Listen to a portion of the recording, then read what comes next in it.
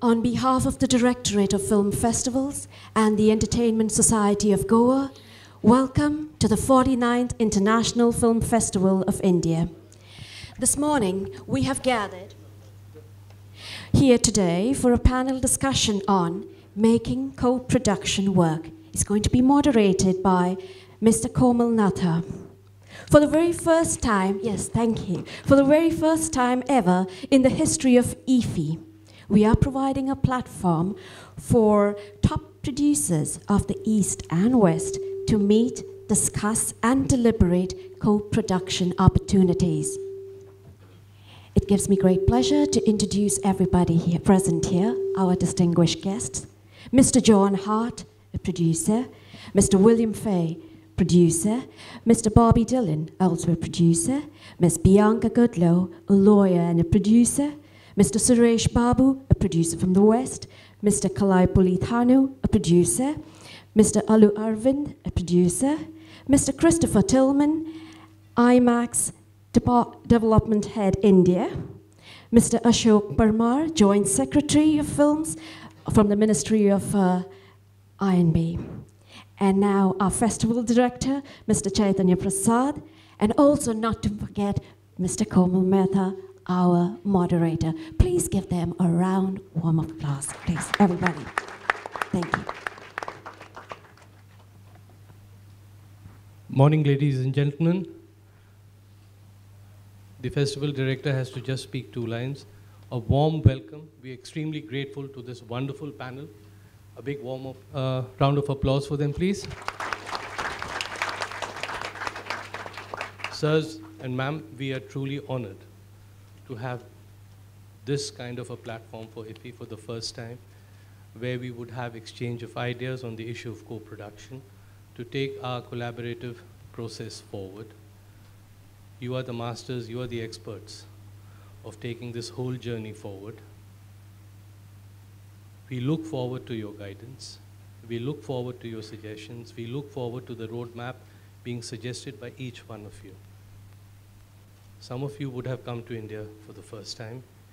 We are deeply honored for all of you who have come to India for the first time, and we hope your stay in India is truly memorable. It's, as the anchor was just mentioning, East meets West. I think we could not have had a better platform to bring together East and West. The audience is more than anxious to listen to what all you have to say. Thank you very much from the Directorate for giving your time and space, coming over to Goa and guiding us as to how we take the co-production process forward, especially in the light of the 50th year of IFFI next year. We have amongst us our Joint Secretary, Mr. Parmar, who would be leading the process from the ministry's point of view. I'm sure your suggestions will go in well as far as the Ministry of I&B is concerned to take the whole agenda forward. Thank you very much once again, ladies and gentlemen. Thank you, sir. I now request Joint Secretary, Ministry of I&B, to please give our guest the IFFI mementos. Thank you very much, sir.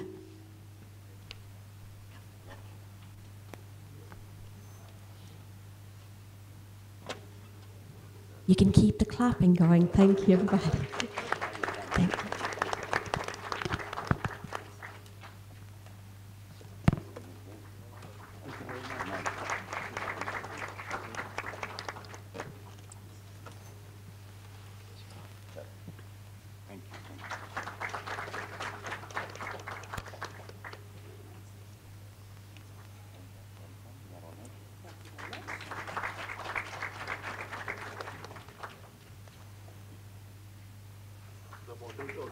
Thank you.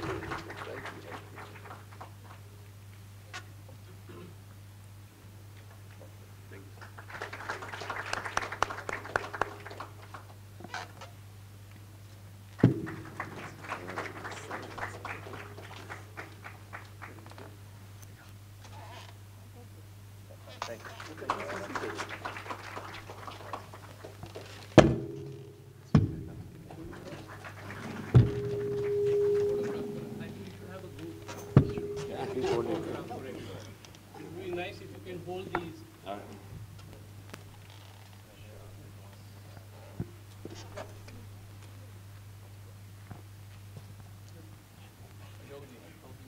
Yes.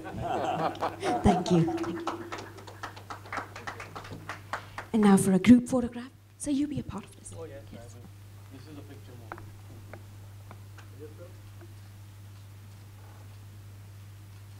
Thank you. Thank you, everybody. I would now request our moderator, Mr. Komal Natha, to kindly take over.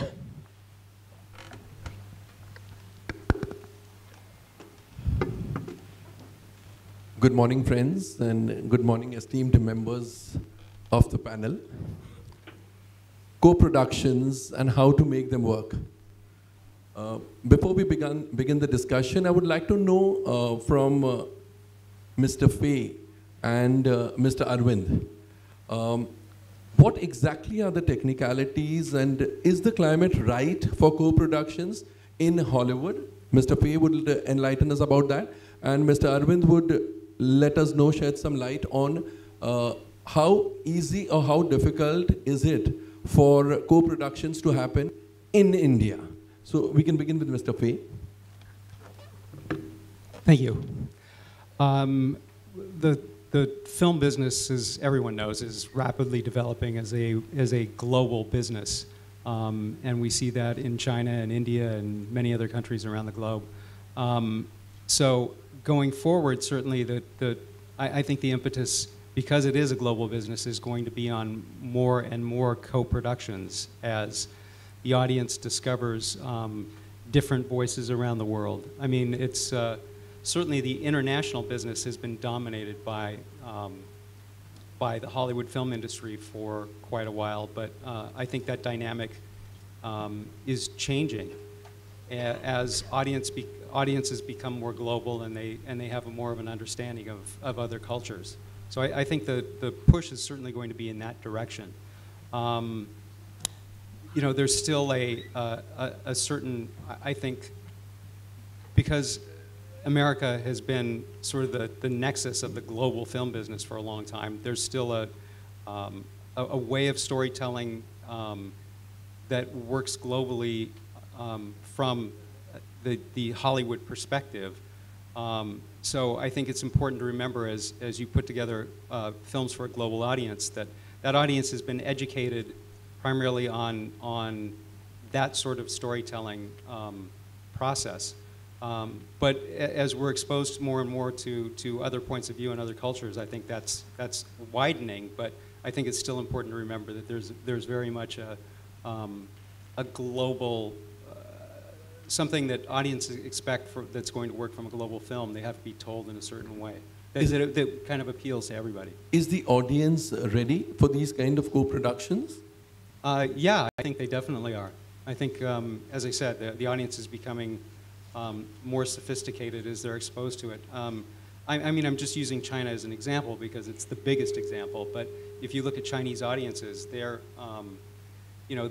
level of sophistication just in the last few years in terms of what they expect from local and international productions in terms of production value and storytelling ability and the writing of the scripts is getting more and more sophisticated very rapidly. So that's really kind of changing how the markets respond to local films and to global films. Thank you. Mr. Arvind? Yeah. I wanted to know about how is India ready and what exactly is the climate in India for co-productions? What are the technicalities? What are the difficulties one could encounter? You are speaking to me who have dropped out 2 times a co-production. Yes. So, which is why I wanted you to start this. yeah. So in Indian context, we look for the co-production. I'm sorry to say this. When we go and shoot in England or in London, or we go and shoot somewhere in Mauritius, they are giving a subsidy of 30–35% of what we spent. that was my attraction to negotiate first. So I didn't look at whether my film will run there because I make a co-production, I go shoot there. And my mind goes that, what is that I can get? Every producer thinks that, what is that I can get if I make a shooting abroad, a shooting in collaboration with somebody abroad? What do I get? So culturally, the subject has to be accepted by the country or by the countries where we are shooting, and in India. The subject is very, very important. Both the cultures should accept it. That makes a business sense. So why 2 times I dropped out? Because I thought by going there and shooting, it's only the monetary aspect that I'm looking at. I don't know how it's going to end or how it's going to, they're going to accept, to what extent these expenditures they're going to accept. All this, there no great clarity, and both the times I dropped it out. But I feel this is the right time where the borders are being erased for entertainment. And now, it is very, very ripe time, I feel, that many productions, bigger production houses in India should look towards that. Thank you. So you feel the time has come now? Very much. It's ripe. Mr. Thanu, I'm told, is the best marketeer. He can market just about anything. He can sell just about anything.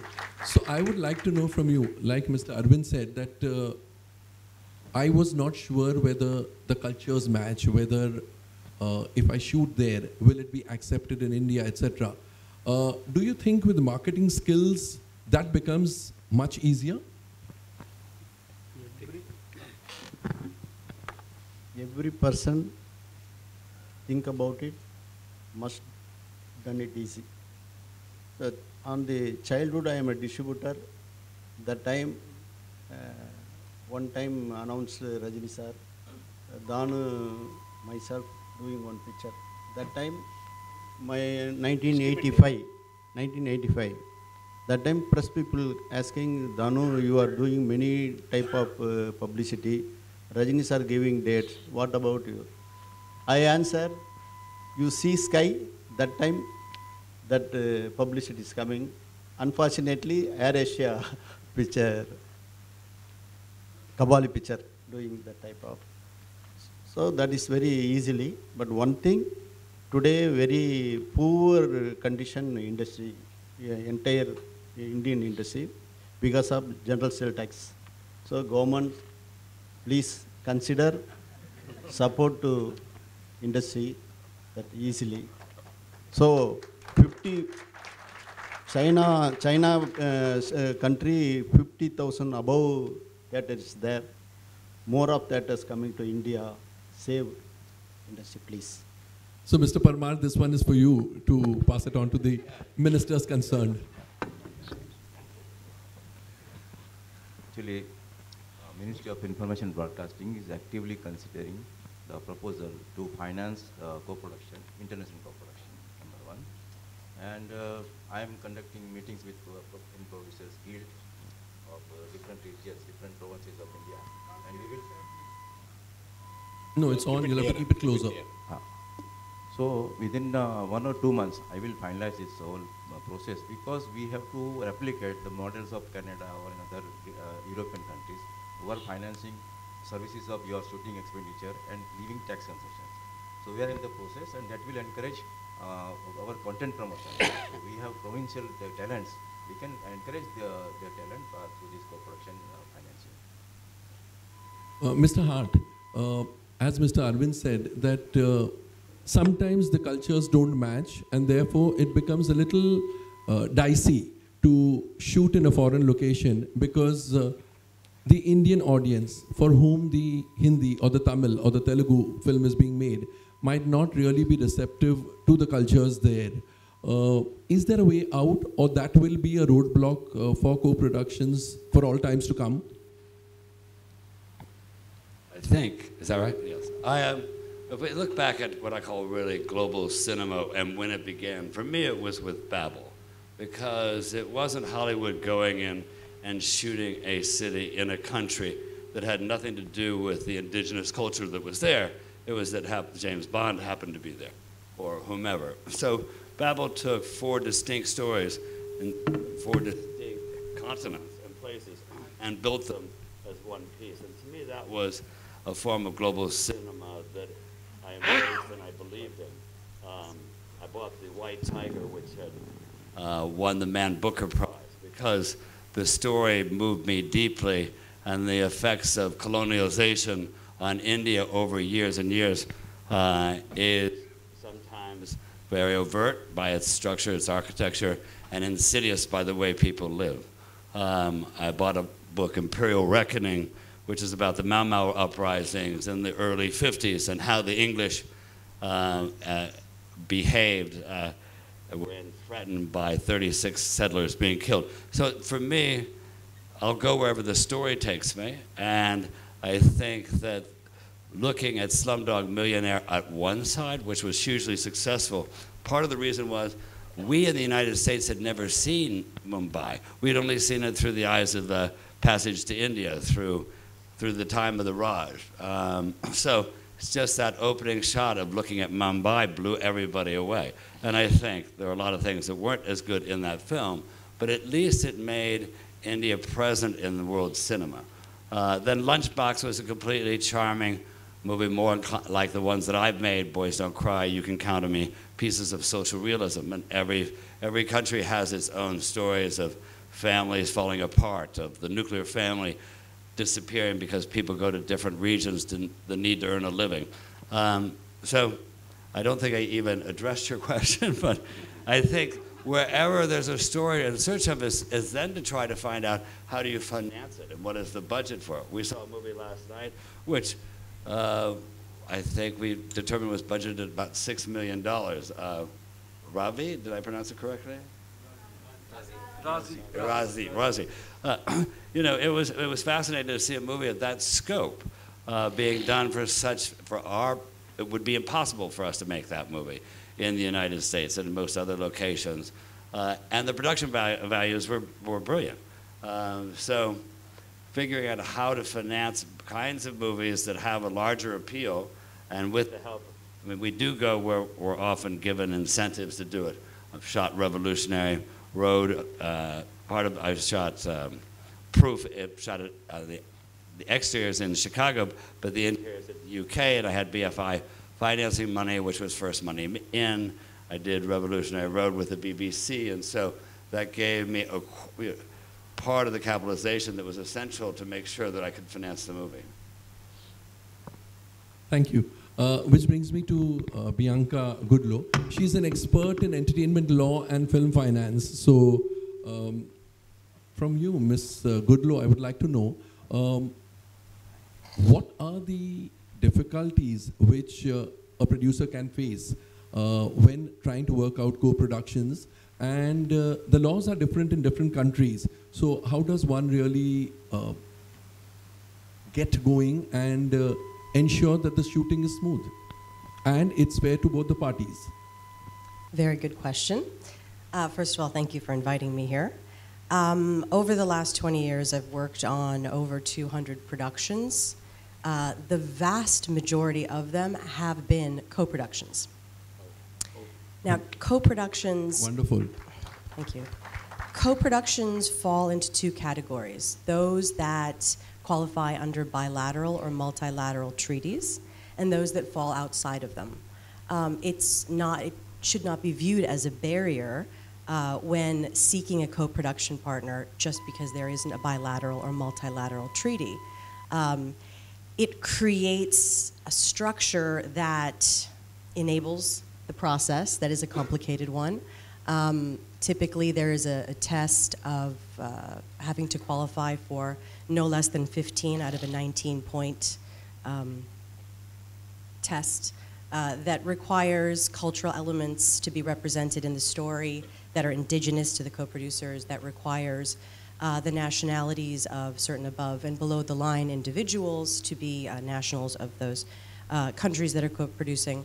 However, oftentimes I find that it just makes financial sense outside of aiming for subsidy financing from either country, because the subject matter is organically conditioned for that story and for those partners. And then you let the marketplace dictate the terms. It's very much what the market will bear. Now, when two parties are coming together to tell a faithful story, I find that their interests are aligned. It's not a zero-sum game. They're trying to create both commerce and art. Things to be mindful of are the different currencies, currency fluctuations, the approach to the physical production, the approach to the development process, who gets the final cut. Oftentimes that's the party that brings the vast majority of the financing. But again, it's a case-by-case negotiation. There are cultures that require completion bonds for financing. There are other cultures that don't have that requirement. So really it's the way to avoid these pitfalls is to be as sensitive culturally as possible and as fair economically. And really, once the financing is in place, to get out of the way and let the artists do their job. But it must be heartbreaking sometimes when negotiations have progressed to a very final, almost a final level, and then things don't work out. You must have encountered such cases also. I would have probably done 400 productions if it always worked out. No, sadly, I mean, this is a collective medium. So in any production, be it a co-production or otherwise, there are upwards of 200, hundreds of individuals. And oftentimes it is herding cats, trying to get everyone on schedule and on time. And even in the lead up to the production process, there are deal breakers. And it's my job and the job of other film finance specialists and producers to be diplomats that are willing to pull in additional co-production partners, to act as buffers sometimes, to look for other financing outside of the partnership through pre-sales, through post-production deals, through the sales of soundtracks, through product placement. So it's the more outside of the box one can be, the more likely co-production will be successful in every respect. Mr. Bobby, I would like to know from you, is it tension-ridden all the way, co-productions, or that is something you would look forward to because it increases the horizon? Can you repeat that? Getting co-productions to go off the ground, is that always tension-ridden, or it's something you would look forward to because it increases the horizon? I mean, is it tough to get? Yes. Thank you for inviting me down here first off. And yeah, I think it's tough. I come from a little different than where most people come here making these films. I start off as developing the idea. Yes. And so when I've been here, I've been to Colombia last month and Japan the month before, because I am looking and going from the idea of the project, what's the best way for the subject, and then how do you get talent from abroad to increase the audience. So we had this project called Shantaram, and I love that book. I mean, I love that book. We're not part of it anymore, but when we first had it, it was for feature film, and it's 1,000 pages, tiny print, and it was very tough.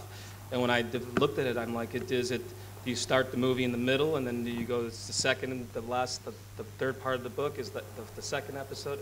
And then this company that has it now is they're looking at it and they're doing it as TV. But the idea of co-production for that project, why I liked it so much, is you had an Australian guy, it took place in Mumbai, and so the characters lend themselves to a global audience besides the subject. So at our company, I develop a lot of projects, and they go, who can we get in here that's authentic in that part for whatever the lead is, or for any kind of part. So when I think of tension, I go, I'm not coming from the money side of it. It really is a subject, and then it is the characters, and then I go from there. answer your question. Okay. I think. Suresh Babu, I would like to ask you, what factors do you consider when you think of shooting in some other country or getting into a co-production deal? What are the factors that are of paramount importance and that you would give importance to and sort of, tick the boxes that yes, this needs to be done or this can be done away with, this is not such a big impediment? I guess for co-production, there's not going to be like one size fits all. Now, why are we getting into a co-production? Is it primarily for risk mitigation, that somebody else's money and then somewhere the risk is taken care of? To me, or is it, do we want better talent, that if I have a co-production, then I'll be able to access better talent, better locations, or he'll be able to do better distribution for me, or will he be able to do merchandising for me, or will he make his technology pipeline available so that I can make a film better? So what is it, why am I getting into it? If you're able to address that first, then we can see how we can take these forward. And is there a meeting of minds? Because this is a creative process, and it's already difficult between a producer and a director for making the right product. Now, if you're going to do a co-production, is there a proper meeting of the minds? And if there is a proper meeting of the minds, like say Disney and Pixar, why did they have to be into co-production? There is some kind of meeting of minds that made better cinema happen. Both had money, but somebody had distribution, somebody had merchandising, so that's how they did it. So to me, if we tick off these boxes and say, this film, why do I need a co-production? And then take it up. So for example, we are now doing a film called Hiranya. We can fund the film ourselves, it's quite a large production, but we wanted the CG pipeline to be much better than what is happening in India today. We've done Bahubali, we've done Robo. We've been successful at them, but our pipeline hasn't been as good as it should be. Now we've seen how the international films where the pipelines were much longer and CG films were taking much longer are able to shrink it. Now is there a way that I can work with some company that can help me improve my pipeline in CG? So that's the call for that film. Because I don't want them to work too much on the story because it's an Indian sensibility story. But I definitely need a pipeline, so we're working with Fox to try and see whether we can get a better pipeline onto the film. So that's one film. Now there would be another film where it is for me that the co-producer has access to that talent, which probably I will not be able to access. And that's how I would use it. And sometimes it will be just pure risk mitigation. So to me, each film, you look at it independently and then decide why you want to do a co-production and then take it up from there. Very nice. Very well put. Yes, please. Sorry, I would just add to that. I very much agree, because we've certainly seen situations, if you only approach it from risk mitigation, that often you'll end up with the best financial situation going forward, but creatively you're so stifled that you end up not making the movie that you set out to make, and then you don't have anything that can work commercially. So it's very important to make sure that you're not putting yourself in a box that is going to be too small, creatively. Audiences are smart. Yeah. You can't shoehorn things in anymore. They can smell it from a million miles They away. know it all. Whatever we do, they know it. The day you put the poster out and trailer out, they'll tell you. It's just a sham or a good film. That's a good way to put it, Monica, is that they can smell it. If there's something wrong with it, they know. They know. The audience is the king, as they say. Films are a reflection of the cultures of the country in which they are produced. For co-productions, how do you get over that? In the sense, if it is 2 or 3 countries, you have to be fair to the cultures of all the 2 or 3 countries you are talking about. And sometimes they can be antithetical to one another. How do you take care of that? Would Christopher like to?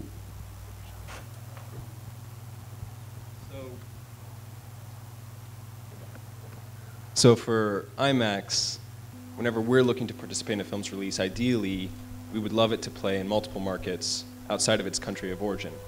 We operate in about 80 different markets around the world, so if a film is coming out of a country like India, China, Japan, and it is able to resonate with other audiences, that's sort of the ideal solution that we try to aim for.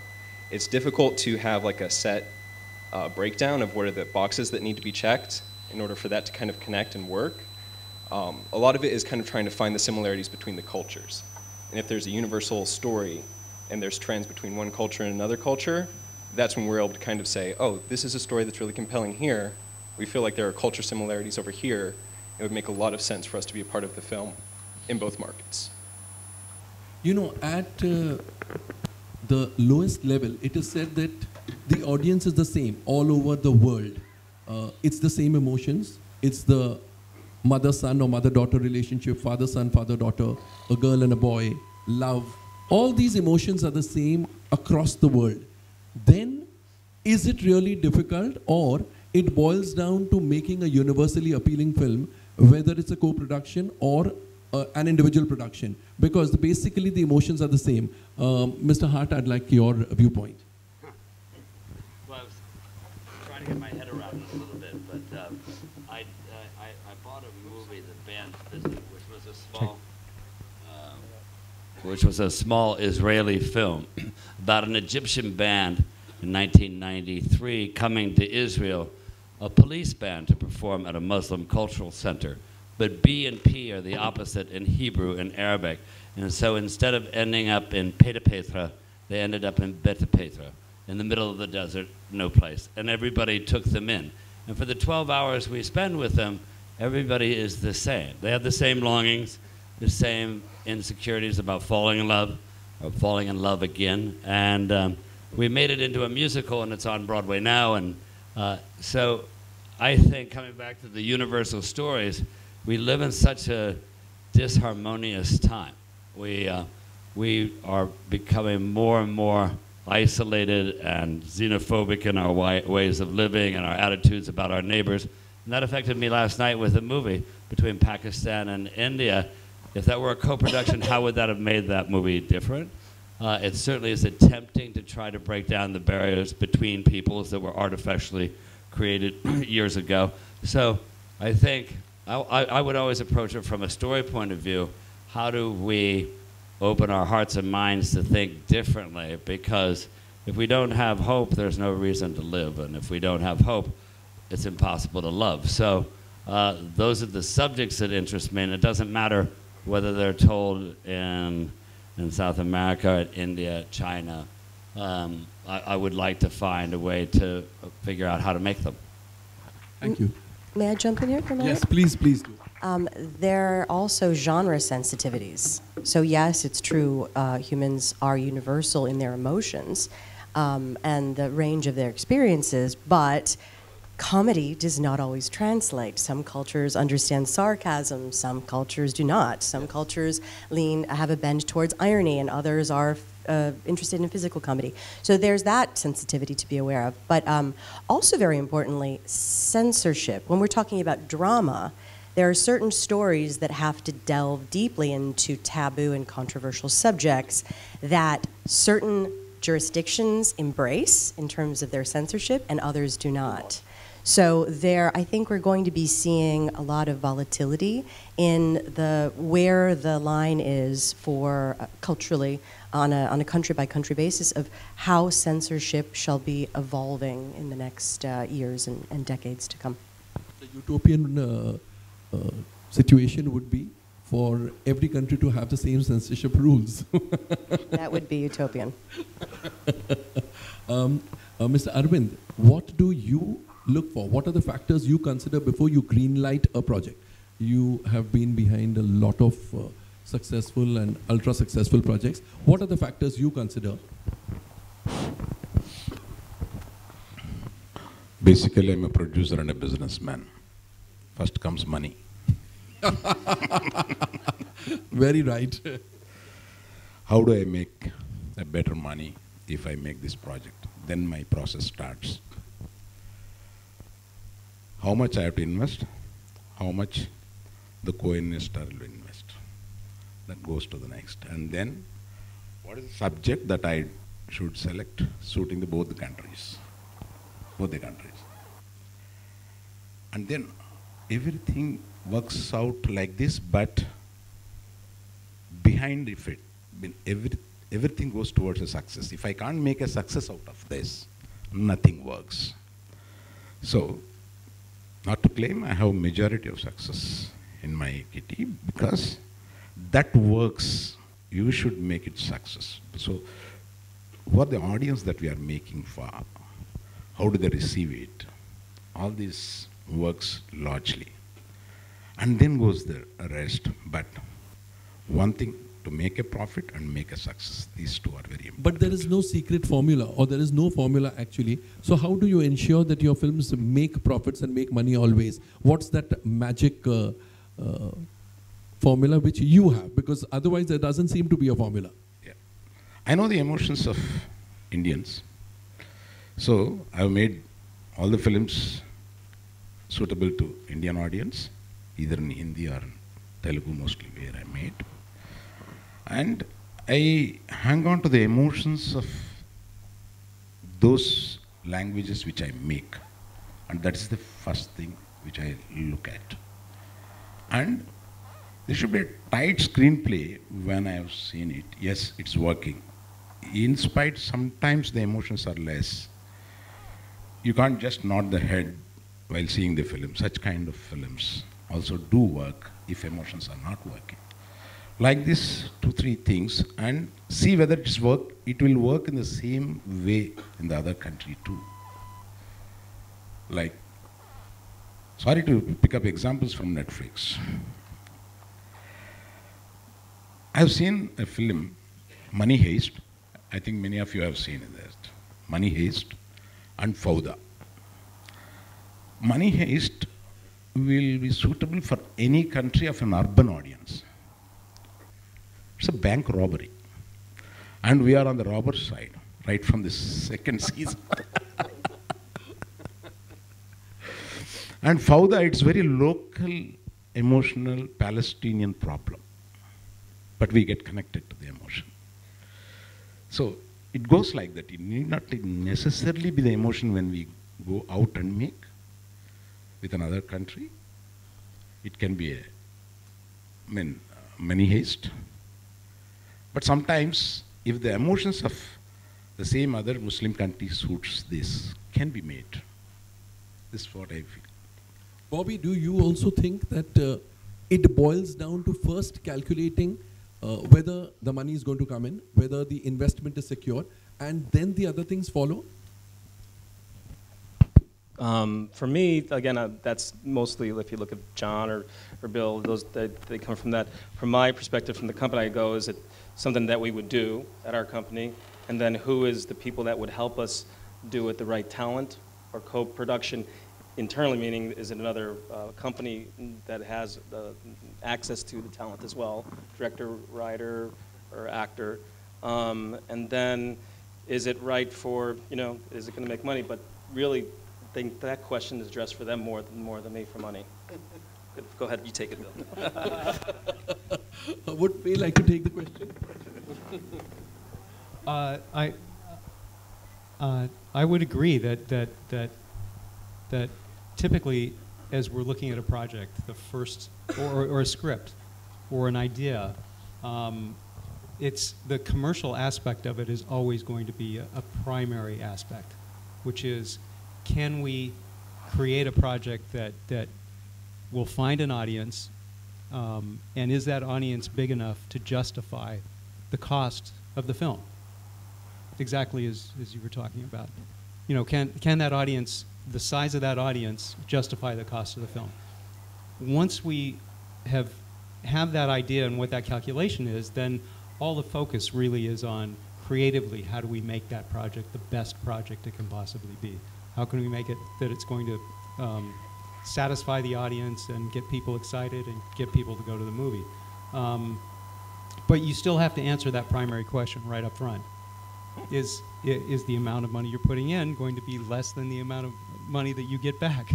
It's a natural process. I mean, I think when I first started in the film business, I always thought, if you make a good enough movie, people will show up and it'll be successful. I discovered early on that that's not necessarily true. You can make a great movie and it won't find an audience because the audience is not big enough to justify it. So you have to have that commercial instinct in mind right off the bat, because the way that we all get to make more movies is by making movies that are successful. If you're not making movies that are successful, you're not going to get very far. So they say filmmaking is an art form and filmmaking is a commerce. What do you think Is it more of an art form or more commerce? That's the age-old question. I think it's a little bit of both. I went to UCLA Film School, and one of my professors there was Peter Guber, who was the head of Sony Pictures for a long time. He's my former boss. Oh, is that? Yeah, Yeah. of course. And Peter had his famous expression was, "It's not show, it's not business. It's show business." You better have both of those. You better have both of those aspects in mind at every step of the way as you're creating a film. Mr. Parmar, I would like to know from you, is there something which the government can lay down as a policy for India and probably the US or other countries to make co-productions easier? We have launched a website, web portal, in which we are uploading all information of our countries, provinces, our culture, shooting sites, co-production facilities, post-production facilities. Sorry, not co-production, post-production facilities. And this website, I think that can be a platform for interaction between these international filmmakers. That will provide all information. Suppose you need co-production partner, so that information also we are providing on websites. Ms. Goodloe, is there something more which India can do, since you are an expert in entertainment law and film finance? Is there something more which India can do to be more receptive to foreigners, foreign filmmakers? Well, this is my first time in India, and I'd like to say I've had a magnificent time. Thank you, everyone, for your graciousness and for hosting me so wonderfully. I look forward to spending more time here to be able to answer that question with greater specificity. I think that the cultures, there are so many different languages and so many nuances to this culture. Does that intimidate you? No, people like you. It entices me. On the contrary, I think you just have to. Off the top of my head, there doesn't seem to be a specific thing that India should do. India is so complex and so enchanting. It just has to be. And I think the United States and other cultures will inevitably come to the same conclusion that it is certainly a worthwhile co-production partner. That's nice. Suresh Babu, I'd like to know from you. Where do you see, say 5 years down the line, where do you see co-productions going from here? It has taken off, but I'm sure there is a lot more that can be done. Where do you think 5 years down the line will co-productions be? I'm sure there'll be a lot of progress in co-production. Just before that, I had something to say on this art and commerce thing. Now, this is going to be something which is going to be on all our minds. We have art, we have commerce. I wish that a lot of the production houses that make a lot of money help a lot of filmmakers who really have art in them, so that they make those movies, and after those movies are made, then they will slowly learn to get there. Because there are stories to be told that can't be told always financially. You take a Kaagaz Ki Phool, was not a financially successful film when Guru Dutt made it. But it was a wonderful What's a wonderful film. Now there will be a lot of these classic films, probably they don't do well in the first round, but they are important pieces of art that have to be made. Probably that company or that country will have to put in that money. Otherwise, why should if we put so much of money in a program like this just to promote some art cinema? Otherwise, we can just make it a very commercial show. Very true. So that's something that is necessary. We'll have to see how to set that balance in. Whether you can fund it, or it's like whether the foundations come into the companies to help do this thing. Now, as far as co-productions, I am sure with the world shrinking, we will need a lot of technology, and there will be technology available with different partners who will help us make films better. Like somebody the other day was talking on OTT with blockchain. Now, how is it going to change? Probably there'll be a lot of cinema that could be shown on that platform instead of just going into the Netflixes or the Amazons. There will be independent platforms which will have blockchain technology, much more accountable, which will be where we'll be able to put up a lot of cinema. So with this requirement of making a worldwide audience for your films, you're needing worldwide merchandising for your movies. Like we made Bahubali in India. We were not able to sell a comic of Bahubali in India But manga has done a better job of selling Bahubali comics in Japan. And now Rana is in Japan to go for the Comic Con, where Ballal Deva and Bahubali have become stars in that country. Wow. So those opportunities are there, which we should look for, and those will happen only if there is an international collaboration. Probably for that film, it was the comic people of that country that were able to do it. So these kinds of things will really push the barriers, and then we'll really start working strongly with collaboration partners. Fantastic. You'd like to add something? Sure. Well, I wanted to also go back to the art and commerce question, because if you don't get the commerce right, you have one chance. You don't get the second chance to do the art. And I spend a lot of time working with my clients that happen to be film investors, a healthy portion of my law practice. And I spend time reverse engineering the risk mitigation process. And specifically, it's intellectual property, that's the asset, but it's also the human capital. So 20 years ago, when I started doing this, there was a very short list of marquee name movie stars, without which you couldn't make a movie over X amount of money. And you'd take this to the sales agents and you would get it priced, and you needed to make sure that by a multiplier, what you were paying the stars was less than what they were able to be sold internationally. And foreign sales and foreign markets have changed so drastically that it's a frustration, because you have to always conceive of new financing models with more or less debt, with more or less subsidy, with other financial components to them. But it's also a wonderful opportunity for me, because now instead of having to beg and steal and borrow these movie stars to be in your film, you're able to go out to foreign stars, culturally relevant stars in India, in China, in Russia, in Latin America, and I think it enhances the art. So by freeing up the commerce and the possibilities of the Rubik's Cube of putting the human capital together, I think it imbues the art with a depth and for global audiences in this globalized world. Christopher, you know, environment degradation stands between the US and the Indians. So do you think Hollywood studios would like to invest in projects which talk about such issues? From our perspective, Yes. we would love it if Hollywood studios invested in some of those projects. We've done about 6 Indian local language films that have released in India, but then in other IMAX markets around the world, and we're seeing that there's just a huge craving for them, not only in India, but in all these other markets, and being able to highlight those stories and invest more capital into them from Hollywood or from other sources to really enhance those stories and make them bigger in scope and more appealing to a global audience. That's something that we would definitely like to see more of. Mr. Hart, your views on what kind of films lend themselves more easily to co-productions? I think probably the conversations about literally the size of the movies that are being made, the scope of them.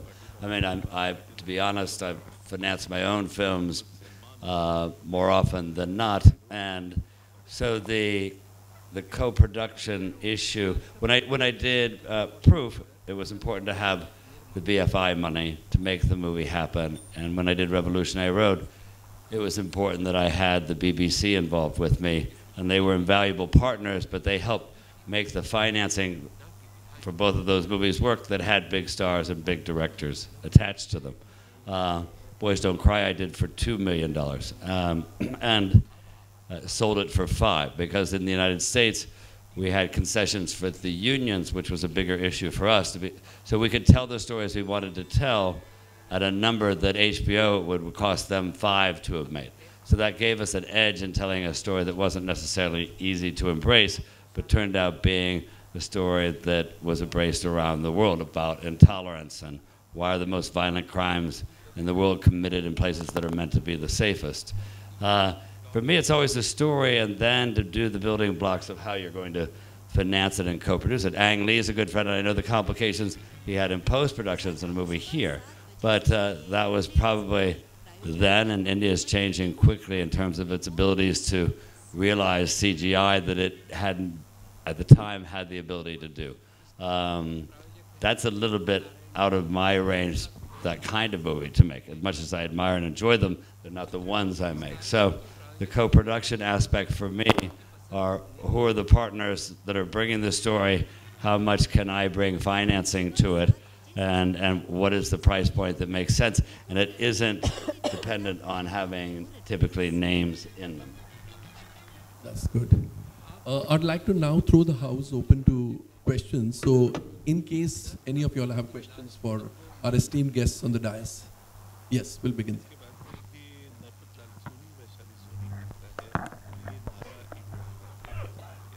Excuse me. Very good afternoon to the esteemed panel here and the audience. I am Vishwamitra from Bangalore.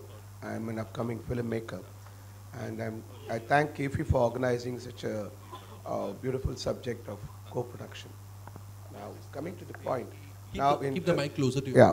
Now coming to the point is, when two co-productions happen, we respect Allu sir's experience and expertise of keeping the profit and business in mind. How much of a compensation or compromise happens on the cultural front when we tell a story? Suppose me being in India, I get a financial cooperation from another country. How much of an identity loss is there when arriving at a global, so-called global audience and global subject? I feel a lot of things becomes homogeneous. They become very similar. Hollywood tells a story, same, A plus B plus C, and somebody else also gets to A plus B plus C. This co-production thing kills the identity of one of the nations, is what I've been observing, number one. And number two, the intellectual properties of the creative part, how it is going to be held. The third part, when they give a co-production, I've heard the US and the UK co-production people talk. They expect us to not only shoot in the country, spend the money they give it for co-production there itself, and the returns of returning that money is not very clear in terms of taxation and all that. They want the lead men to be there. Somebody to be doing that. When they get into co-production, the key power is held by them, so the money we carry from here, we also spend it there. The money they give, that also is spent there. Then what is the definition of real co-production, are the terms that we need to understand and talk about. I'm very glad we have started this conversation. I would like to understand more from you experts. Thank you and good afternoon. Who will take that question first? See, the deal that you're talking about is more on the risk mitigation side, and those countries are doing it to see that they have better employment there and those facilities are used. That you can't call co-production. It's like making filmmaking convenient for those countries. See, co-production is a little different from that. You can break down co-production into multiple things, where you're talking of theoretically make two producers joining together, one funds and the other thing. The greater your success, the greater your story will be told. If it's how, that's why I said if minds meet, then it's worthwhile taking it forward. Otherwise, it's always going to be a very difficult process. And surely for minds to meet, to have that in a cultural and in an artistic form is not going to be so easy. We'll have to work around it, and probably once you work a couple of times, you'll figure out how to do it. I think whatever size of your film you're doing, if you have financing, if the governments or the states are behind you, I mean, in Ohio, there's a 40% tax credit that goes directly to the filmmakers. In Britain, it's the same thing. So in terms of India, the more that people can find ways, if I'm co-producing a movie with somebody in India, then we work out what is the waterfall of where that money is spent and then where the revenues come back. It makes a huge difference if you're going into it with incentives to shoot in India and or England or France or Germany, which has one of the largest tax breaks. That's often, as filmmakers or as producers, we work to build the structure of our financing. And also, you know, in the various productions I've been a part of, one has never been remotely similar to another. It's always a case by case. And you think, you know, there are only so many ways to put equity and debt and pre-sales and tax credits and subsidies together, but you'd be amazed. So it's a very case-specific question, depending on if there are 3 financial partners, 3 or 2 co-producers, whether it is under a treaty or whether it isn't under a treaty. Some treaties require ownership of the copyright, others require shared copyright. So it's difficult to answer that question in any level of detail, but it depends what countries. But it is a good point, though, that production incentives and tax incentives, as you pointed out, exist separately in many circumstances from actual co-productions. And again, just coming from the Hollywood perspective, as we look at production costs, tax incentives, and the various incentives that we can get from various countries, that if we're making a movie, we look at all those aspects in addition to where it makes sense to shoot the movie, location-wise and all that sort of thing. So we're very much driven by how do we, you know, what benefit can we get from shooting in a particular location? And we're weighing that against where else we can work. For example, if we're making a film and it, as of now, there's a very heavy incentive in Canada for shooting films. There has been for quite a while. And so many American movies, even if they're set in Los Angeles, we may go shoot them in Canada because the benefits financially are so high that it allows us to, A, either make that film at a price that we know can be successful, or B, allows us to make the movie at all because we know that we can now get under a threshold that we can get the film financed. So those weigh very heavily into our decisions. And even when we're shooting a movie in the United States, we weigh the benefits that we can get from each state one against another. For example, the state of Georgia in the United States offers a very robust tax incentive. So a lot of films are being shot there because we can make movies that make financial sense there that we couldn't shoot in California. So that's a very important aspect that goes in right off the bat into where we're going to shoot a movie. Well, that opens up its own problem, though, because it's a necessary evil to go follow the tax credits oftentimes when there's a donut hole in the middle of your financing model. But then Vancouver is always California, even though it looks like Vancouver, or if it's San Francisco, but it never really is San Francisco. And New York is always Toronto. So much like what you see in Europe when you have the co-productions, it turns into a Euro pudding kind of a look. America has the same problem. It's not specific to clusterings of co-productions. It's just, you know, part of one of the pitfalls of having to stretch a production budget.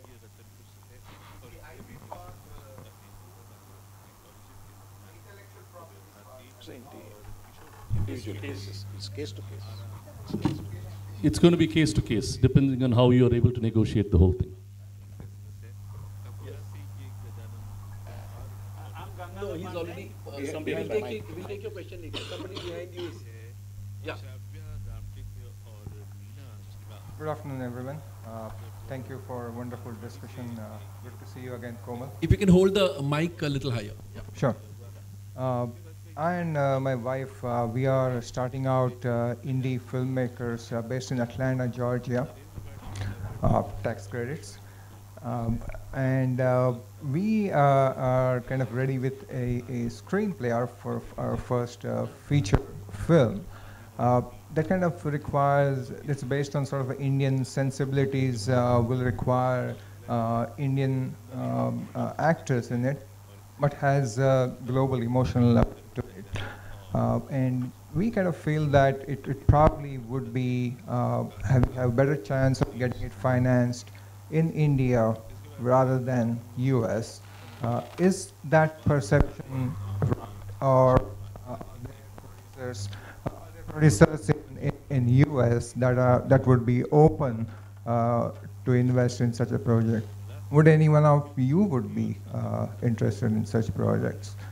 And my other question would be, on such a large panel, why just one woman? Aren't there more ladies in the film business? That's what I say.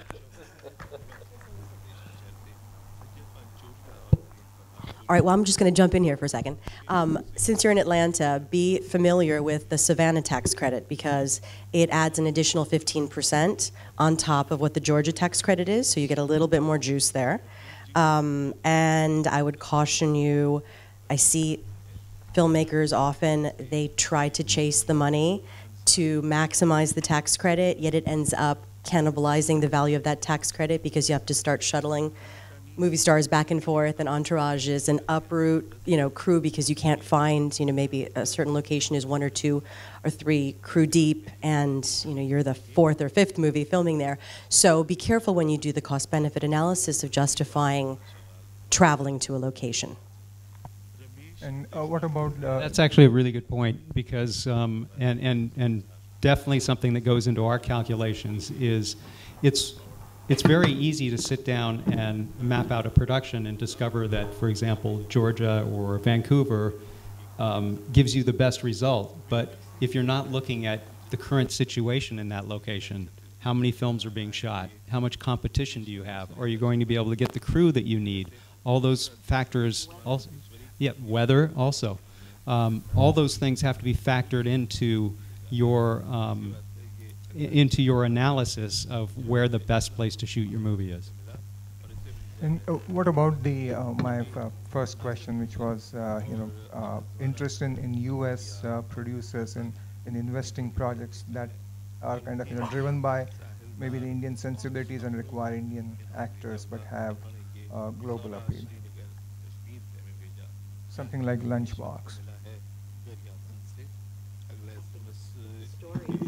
I think you'll have to is your pitch story, the story. Yeah, is your story compelling enough for somebody to put... give an answer, okay, yes, we are interested. If the story is interesting, I think the producer would be interested. Yeah, I was just wondering in general, is there an interest in U.S. producers to invest in such projects if they are appealing to them? Yeah. And there's a director's vision of how to make that story not only unique but engaging from multiple aspects. I mean, it doesn't. From my perspective. Hi. Sorry. From my perspective, it's really what is the story? Has it been told before? How is it being told differently? How many days does it need to shoot it? What is the experience of the director who's doing it? How are they approaching the casting to create the greatest realization of the uniqueness of that story? I mean, there are a number of factors that are just totally subjective. I could be completely wrong, but why do I feel that I have to tell the story is probably what would drive me most about investing in a movie wherever it originated from, or book or as a screenplay. Yeah, there's certainly plenty of stories, and as you said, it is so much of it is subjective. I mean, there are so many stories in Hollywood of movies that ultimately were giant hits that, 20 different companies turned down, and then finally somebody went ahead and made it, and it's a giant success. So that's the thing. You may find a number of doors close, but if the project is right, hopefully sooner or later somebody realizes that and joins you. Yeah, like I was telling him yesterday, like you are looking for a good production house. I'm sure the production houses are also in search of good stories. So that will happen when the two meet. Yes, this gentleman here. I'm Gangadhar Pandey. I'm an actor from Hyderabad. I would like to know about this aspect of foreign currencies, because from the idea to the final product and theatrical release and non-theatrical exploitation of the film, there's a long time gap. So how this fluctuating foreign currency issues is handled, and is there any international law to cover for this? Thank you. I think Ms. Goodloe would be the rightest person.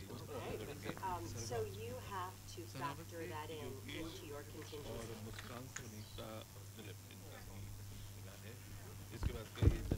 I think it died. I'm talking too much. It died on me. I think you have to factor that into the contingency of your budget. Typically, contingencies are 10%, depending on the volatility of the individual currencies.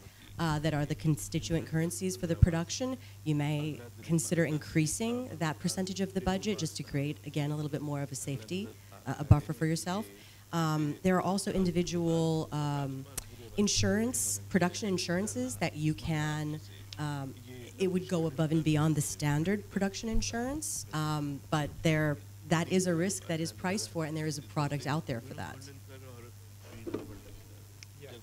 You can also actually physically hedge your currency. I mean, certainly when we were making films for Warner Brothers, if they were international productions, we would often hedge the currency, buy forward some of the currency so that we had some protection on exactly what you're talking about. A brief one.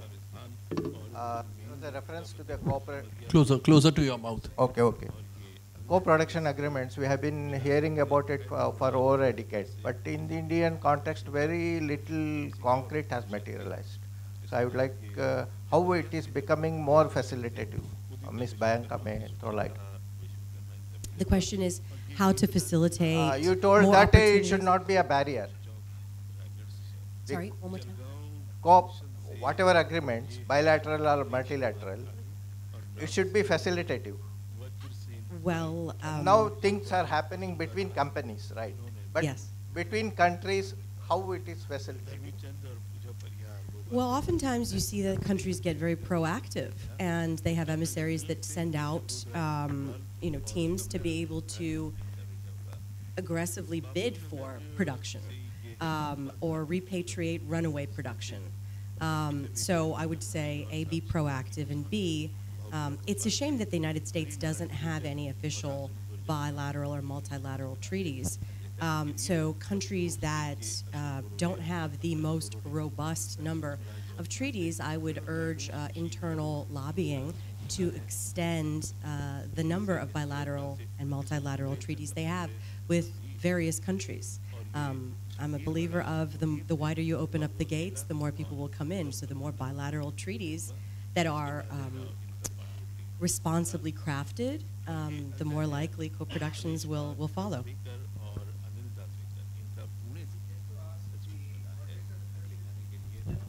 Yes.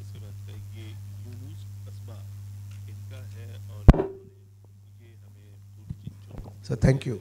It should be in terms of the film analysis and the projections and the details that you come forth with. I've been observing you for a long time, still a kid in this field, by the way. Now the point is, in this in the scenario of this 100 crore club drama which is happening, and we have the concept of marketing a film by hijacking the prices and the collections up. Can there be a system wherein we really get to know the real costing and the real collections that are happening, so that we get to know the real market? Because we, as you said, all you people said, that we as a creative person or even whatever the production line, we also need to keep in mind those factors, saying, how is this film doing? Is it really collecting so much? The film analysis part, how transparent it can be is a question. Thank you. And you have been giving data to the small circle. Now it should be opened up to us more. Thank you. Yeah, firstly, it is out of context of this discussion, but I shall answer. But I shall answer your question. You used the word real some 7 or 8 times. So let me just tell you once that what I speak is real. So the collections that are doled out, the producers might inflate them, but then we have our own mechanism, we have our own systems, and what collections are given out on my show or on my blog or on in my magazine are the very genuine collections, and so also the costing. I often come out with the costing of the film as against the collections, and then I analyze. In fact, my basis of analysis is, yes, of course, creatively how it is, but the bottom line is whether it is making money or not. Like Mr. Arvind said or Mr. Bill said, that first and foremost, it must make money. So I also go by that definition. A film is good if it has made money. It may be a great film, but if it has not made money, in the box office context, it is a flop or it is a losing film.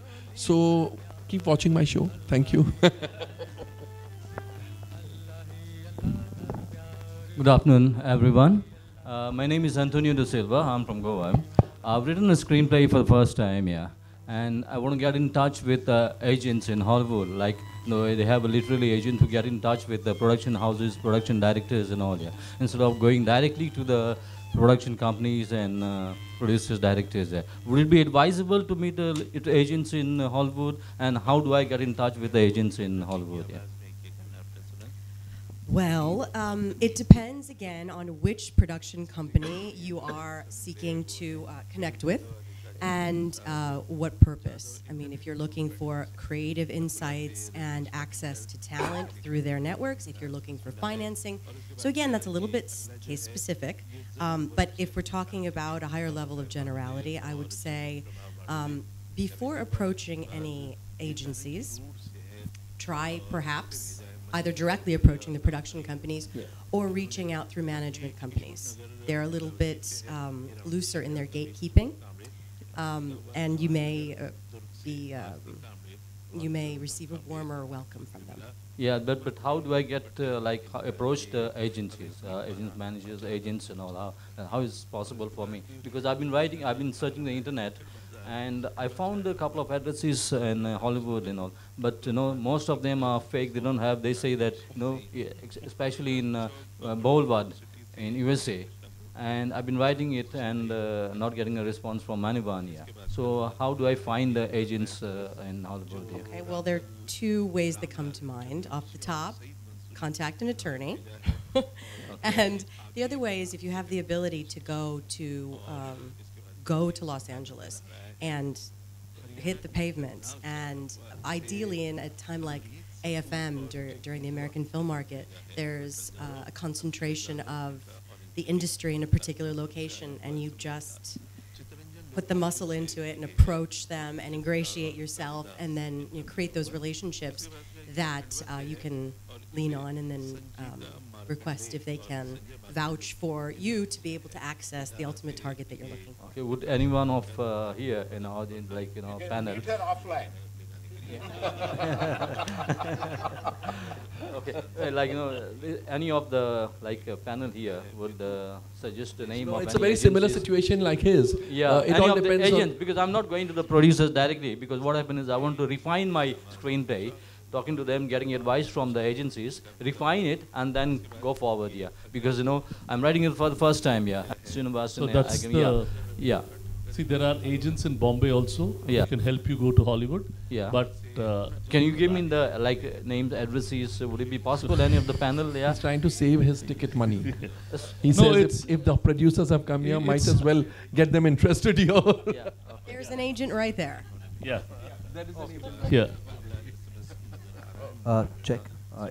Hi, my name is Rahul. My question is to the American panelist and Mr. Bab. Am I audible? Am I audible? Hi, my name is Rahul. Good afternoon. My question is to the American panelist and Mr. Babu in specific. As a young filmmaker who's interested in the business of cinema, my question might be a little out of context, but I couldn't help myself ask this. The academics are involved. I mean, there are courses specific, academics courses in US specifically based on co-produced productions and productions. So, for example, New York Stern in Association Tisch School gives you a couple of courses. UCL is one of the courses, UCL extension course. So I was wondering whether, is it, I mean, could you shed some light? I understand, Mr. Hart, you have done a course in UCLA. How helpful would that be for someone like me who's born and brought up in India to pursue an academic course in co-production? Because producers, from where I come from, India, are the guys who get money, but I understand Hollywood doesn't work that way. Producers are usually not the people who get the money in. Could you shed some light on it, please, if you don't mind? Anybody? Thank you. And Mr. Babu, in specific, I read in your profile that your alma mater is University of Michigan, so I don't know which course you've done. Engineering. Sorry, Nothing okay then. All right. Oh, could you shed some light, please? Thank you.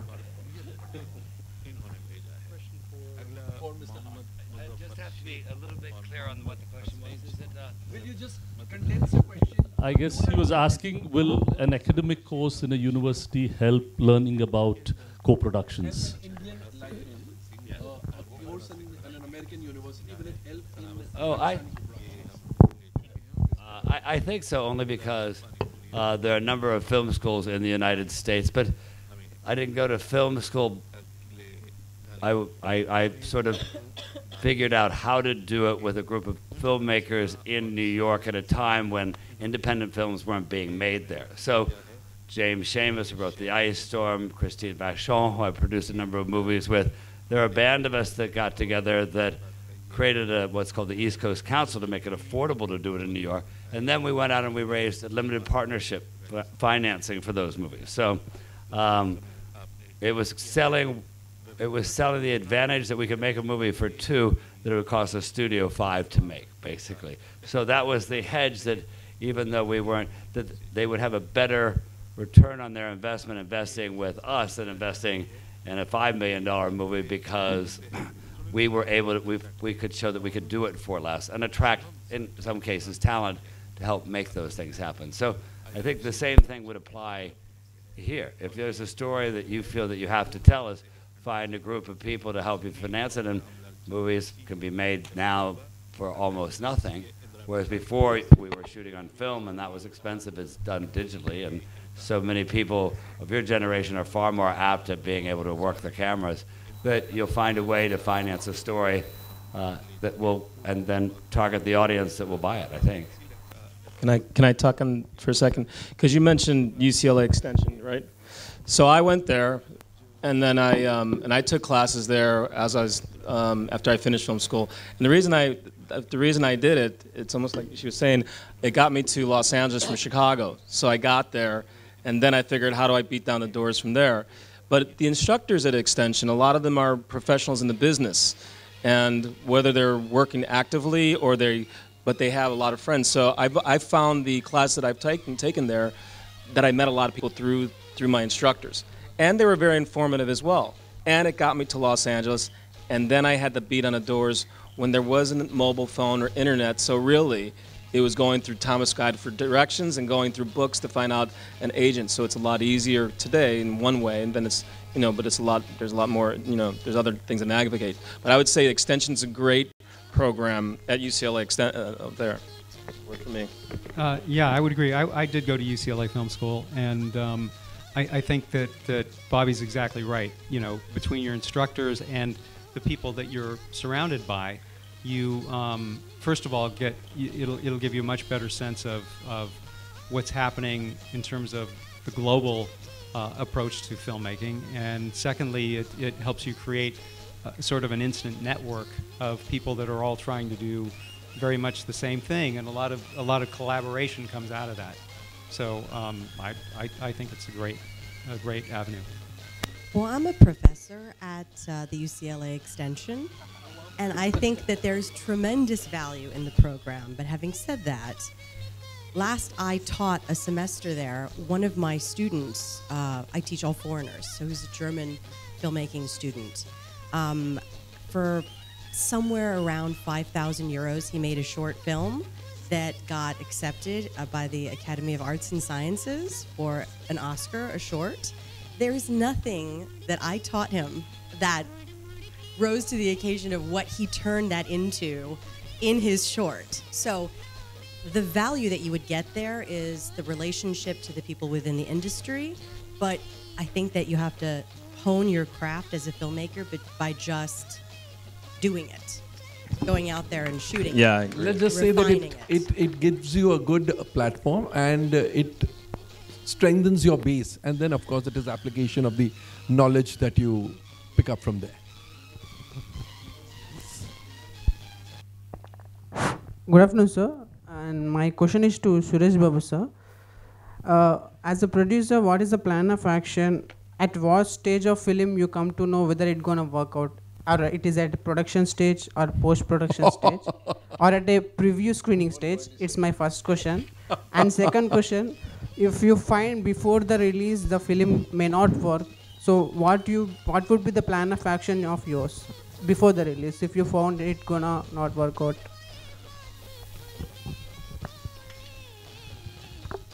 See, most probably when the story is told to you, you feel it's going to work. That's why you're putting money behind the film. That's the first test. After that, while we are then you get a right cast for the film. If there are some great stories, sometimes we are not able to cast it right. It sort of increases or decreases the eventual result. Then while the film is being made, you see the edit and you see the rushes, you start feeling whether the story is really getting translated the way you think it should get translated. So that's another process. To me, when I watch the final rush after the dub and some of the effects are put in, then you generally get a feeling, if you're realistic, whether this film is going to work or not. At that time, you take a call whether you can reshoot it and make it work, if necessary, or whether you'll have to now take a call and see, okay, this is what this film can do. We can't do much more with this team. And if you can afford it, go ahead and release the film, put some more money behind the P&A and release it. And there are films that we make. You have some creative differences. We think it's a great story, but the film is made and it turns out to be really bad. And we just try and dump the film. Somebody else will pick up the film and sort of release it, and it'll get rejected also. So this will go on. It's not that there is one size fits all. There have been films that we have started thinking it will work. After a few days of shooting, we've stopped them because we knew it's not going to go further. So that loss was taken. That's how it works. If you have made the film, then you better not let your left hand know what the right hand knows. You pretend that it's going to work and work big time. That is how you sell the film to the audience. But they're not going to buy it. Hi. Probably the last question for the day. Okay, so movie has one more. Okay. Movie has a really big economic impact on communities. It brings a lot of money to a city. I'm from Montreal, and I can see that. I shoot in Vancouver. I shoot everywhere.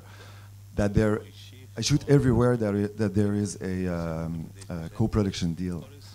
So at one point, it gets very frustrating because, like you said, Vancouver is a great city. I love to shoot there. But we're trying to do LA and Vancouver, and it's just like very hard. First of all, there's no sun. The location don't work. So basically, we need more cities, and like Savannah, okay, it's all good to go to Savannah, but you have to make your project work for that. So we need more cities, countries, to give incentives to film, because film is an art and it's a business, but it's a hard thing to do, and it's not oil and it's not like aluminum, so it's hard to do. So who is pushing? Because it must be very frustrating for all of you to have to do your project in that place and that place and that place. So do you have like a group or a community or an association who's trying to push towards different governments and countries to say, hey, wake up? Because every time there's a movie coming into a place, it makes live hotel, taxis, restaurants, everything. So it's a good business. But it's a problem when you have to cheat the locations all the time. So we need more of those countries or provinces or states. Who's pushing for that? Because if you're just alone on your side, talking to India government or whatever, it must be very frustrating. Because they're like, do you have any help together? You know what I mean? There's no particular association, International Producers Association that I know of that's really pushing that kind of thing. A lot of the impetus for it seems to usually come internally, and we can certainly encourage that from the outside. There's an association of film commissioners that pushes for that sort of thing.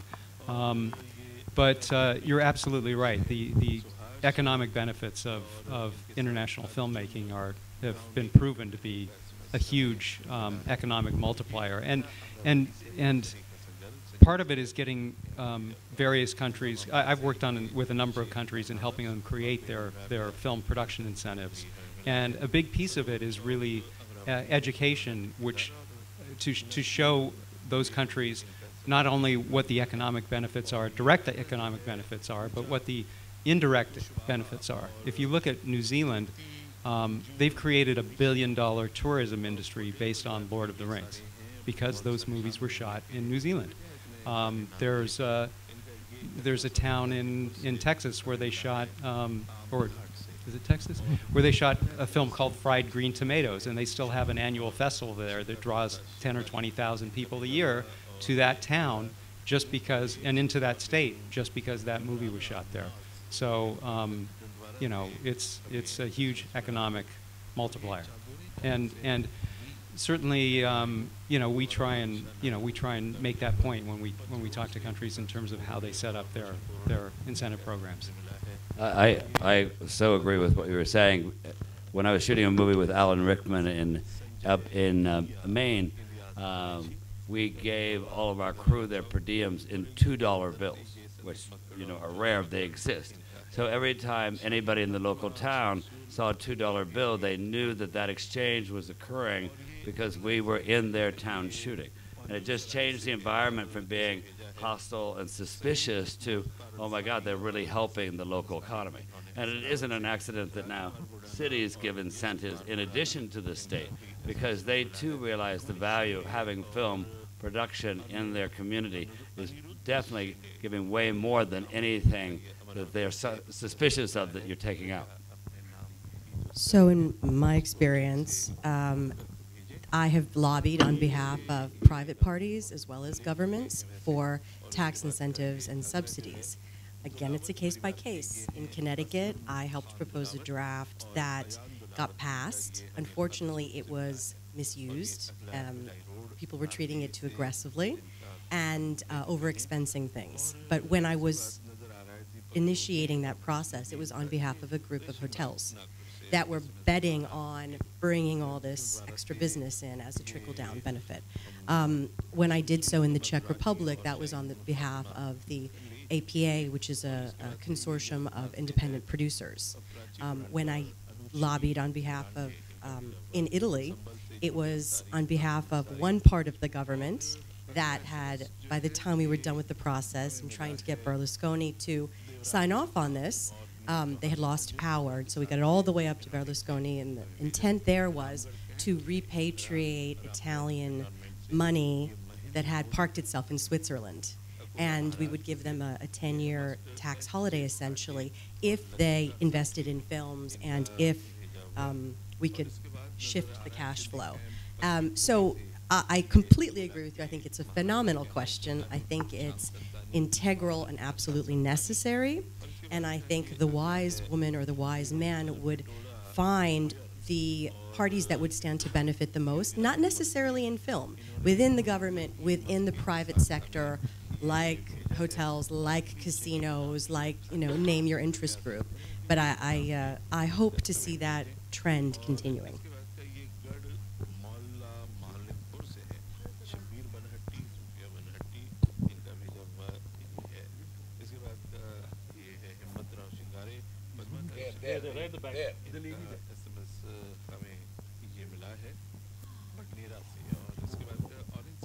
Thank you. Hi, I'm Swapna. I'm a filmmaker from New Delhi. I have two questions. My first question is for the gentleman from INB. My last film, in fact, all the films that I make are always in very far-flung parts of the country.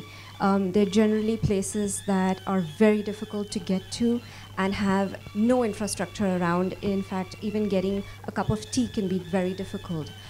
In such cases, I find that the government machinery could be very helpful in assisting the filmmaker. So how does one ask for a help from the government in this sort of a situation? It's a short film, so no budgets, and is there sort of a co-production system that the government has that is already in place? And my second question is for all the rest of you. You've all mentioned that the most important part is the return on investment, but I'm a short filmmaker, and apart from taking the films to film festivals, I don't really know if there's any way to make money on those films. So is there any hope for filmmakers like me on any sort of co-production? Do you have any experience or any examples to share? Thank you. Excuse me, what do you expect from the government? Infrastructural help. Just infrastructural help. Infrastructural help.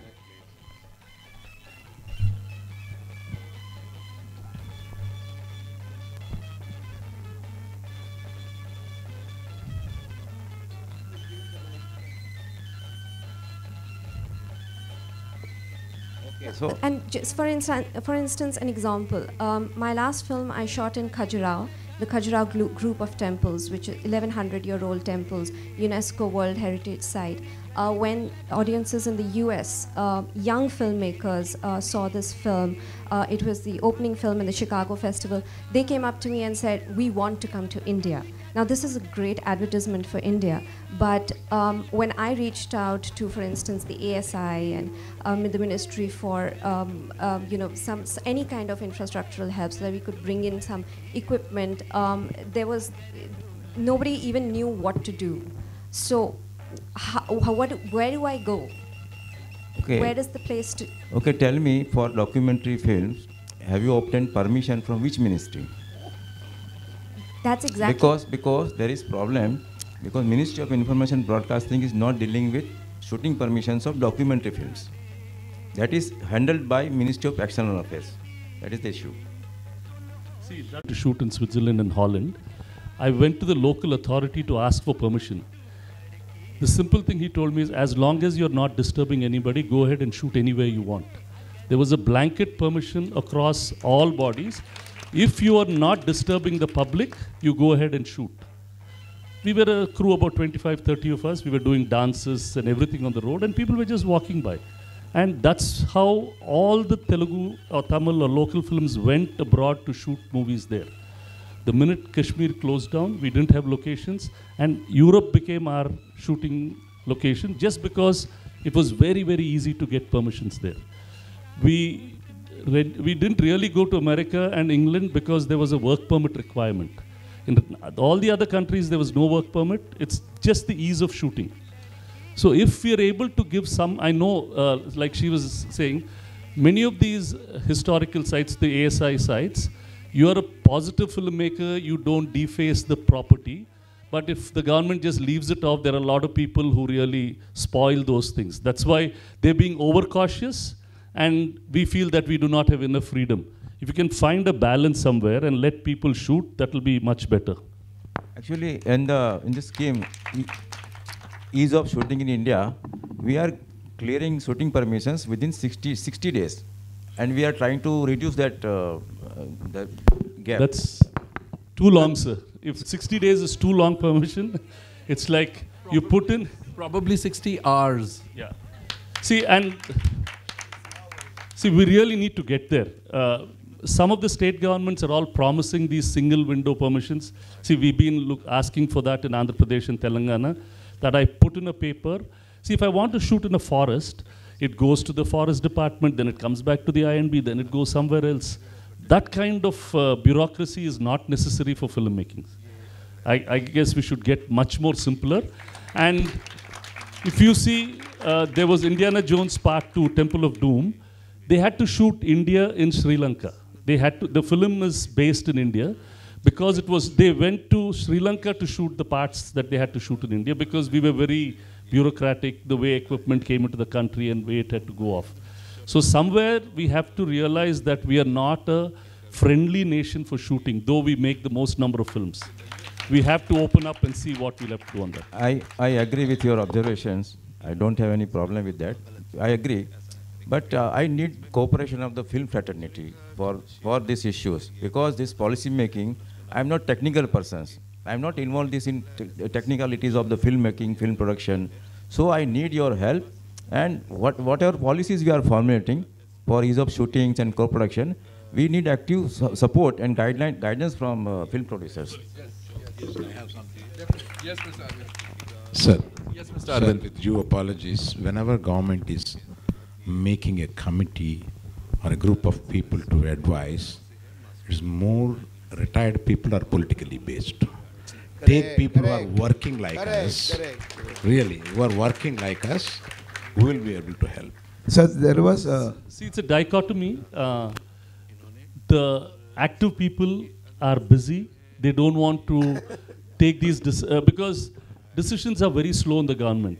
If I come for a meeting and if I know at the end of the meeting there is going to be a result in this, then I would come and participate in the meeting. So if it's just going to be another meeting and then it goes on and on, many of the active people have stayed away from these bodies just for that. So we'll have to find that balance. If the government is really proactive and we want to make things really smart and quick, then the really active producers and directors will come in and make those things happen. So there was only helping themselves. In the final tally, you would be helping yourself and people like her who don't know where to do, what to do, and where to go. So there was a concept of a single window to be created, and they have been talking about it for many years now. More than 5 years we are talking about single window. No, it's not happening. No, it's not more than 5 years. It's when I had hair full of hair on my head. It was all black. From then they've been talking about it. It's going on for a long time. And yes, I don't know why. We just too slow at it. I think I know why. Because they're shutting down the old windows. That is taking time. So one question to Thanu sir. Thanu, one second. Yeah, please. Yeah. Thanu sir, this Tamil industry and co-production. You know, actually she had two questions. So the second question is not yet answered. Please repeat the second question. The second question was that since I'm a short filmmaker and you had all mentioned that your main... the monetary part. Yes, it's return on investment. So is there any hope for short filmmakers? Do you have examples or suggestions? See, there are some short films which are being monetized on the YouTube now and you get some money out of it. Earlier I was talking about some other platforms coming up which will, with some proper blockchain technology sitting on top of these OTTs, then probably if you think there are viewers for your short film, if people stay smooth towards it, then there'll definitely be a process of you monetizing your product. But short films today are used predominantly for that talent to come into the mainstream and make full feature films. That's how that's how you're showing up your talent and coming in. Thank you. And it's also a proof of concept, because you should be using your short not just to promote yourself as a filmmaker, but also inspire confidence in potential financiers to convert that into a full-length feature. So that is your return on investment, ROI. Sir, I think I also agree with it's not just the short films, but also on films which are non-commercial, which is basically for film festival circuit, and we see a lot of collaborations that are happening. There are co-productions happening, and many films that are there in IFFI this year as well, they have co-productions which are non-commercial or non-feature as well. So for those kind of things, from anybody in the panel who can tell us that how does that co-production work for those kind of films, which are not completely, it's not about ROI, it's not about commercial aspects of it. Sir, Kalaipuli, the Thanu, silence sir. is deafening, and that is the best answer you've got. Sir, ennoda kelvi Kalaipuli is Thanu sir. Excuse me. So you're aligning your interest. I have a question for the has man. The same interest in getting a story told, not necessarily turning it into a business model. Finding that right word. Okay, my question is to Mr. Thanu. Sir, இண்டிபெண்ட்டாக film நாங்கள் எடுக்கிறோன்னா like இப்போது நான் கேள்விப்பட்டது என்னென்னா இந்த மாதிரி ஒரு யூனியனில் வச்சு படம் எடுத்தால் தான் கமர்ஷியலாக ரிலீஸ் பண்ண முடியும் அப்படின்னு கேள்விப்பட்டேன். பட் நான் என்னோட ஓன் மணி போட்டு இண்டிபெண்ட்டாக ஒரு ஃபிலிம் பண்ணேன்னா அது வந்து தமிழ்நாட்டிலோ இல்லை இந்தியாவிலோ வந்து டிஸ்ட்ரிபியூஷன் பண்ண முடியுமா சார்? 100%. அது அந்த ப்ராசஸ் மட்டும் கொஞ்சம் சொல்லுங்கள் சார். நோ ப்ராப்ளமா. ஒரு படம் நீங்கள் எடுங்க, you can come show it to people. If they like it you can release it. There is no restriction on whether you made it with the union or without the union. If you're able to make a film, and if that film is worth a theatrical release, and you can show it to distributors, and they'll definitely take it up. That's not a problem. Recently, we did a film called Nagaran Kemaindi. It was a very small 50 or 60 lakh film. They'd made it in a small village in Kancharpalam. I'm sorry, it's care of Kancharpalam. They made it there. They brought it to me. We saw it and we liked it and we distributed the film. So you'll find it if you have the right product. That's not a problem. Sir, but I know that Malayalam film is much more lenient on this, but I'm wondering about Tamil films, since I'm from Tamil Nadu. No. They're also very, very proactive. We're all looking for such great movies. Sir, appo director na oru naalukku unga kitta varalama sir in padam. Nalla padathoda vaanga avladha. Okay, thank you. Hi, I'm Sai Ganesh. I'm a writer and musician from New Delhi. I have a question about specific regions of the world. I'm working on a script that is set partly in the Middle East, and I was wondering, in terms of a region to actually shoot or collaborate there, given the current political situation in that region, how easy or difficult is it to approach potentially doing something in that region? Start with Jordan. Jordan is aggressively courting productions. Okay. And if you reach out to the Board of Tourism there, they will introduce you to the individuals that are part of the film commission. I mean, I think it's a big funnel to be able to connect you to the right individuals. And not only are they providing in-kind contributions to help pick up some of the budgetary costs, but they're also providing subsidy financing. And I have seen a production in which they took an equity position. Okay, wonderful. Thank you. There was a filmmaker in Hyderabad who went and shot in Palestine recently. He made a really good film. I don't get his name, but I watched it. He just went there and he shot it and he came back. It's outstanding. So it's, if you have the will, there's a way. You'll find it. I think with that we've come to the end of our episode, I say, because I do television shows. I'm so sorry. We've come to the end of our panel discussion. Thank you, Mr. Parmar, Mr. Hart, Mr. Fay, Mr. Arvind, Ms. Goodloe, Mr. Naidu, Mr. Thanu, Mr. DeLeon, and Bobby, yes, and Mr. Tillman. Thank you very much. It's indeed been a very invigorating panel discussion. And besides what they have educated us with, it was a sea of education. I liked some of the questions, so a round of applause for the people on the panel, this dais, as well as for you all. Thank you so much.